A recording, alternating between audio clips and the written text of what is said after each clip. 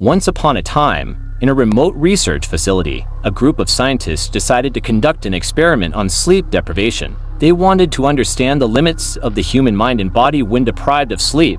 5 volunteers were selected and placed in a sealed room with constant surveillance. The room was equipped with microphones and cameras to monitor their every move. The volunteers were told they couldn't sleep for 30 days. To keep them awake, the scientists pumped a stimulant gas into the room. At first, everything seemed normal. The volunteers chatted, read books, and played games to pass the time. But as the days went by, things started to change. By the 5th day, the volunteers began to show signs of severe stress and paranoia. They whispered to themselves and stared blankly at the cameras. By the 10th day, they were hallucinating, seeing shadows and hearing voices that weren't there. They became aggressive and started to turn on each other. By the 15th day, the volunteers had descended into madness. They screamed and banged on the walls, begging to be let out. The scientists, horrified by what they had unleashed, decided to end the experiment. But when they opened the door, they found a scene straight out of a nightmare. The volunteers were unrecognizable, their bodies gaunt and their eyes wild.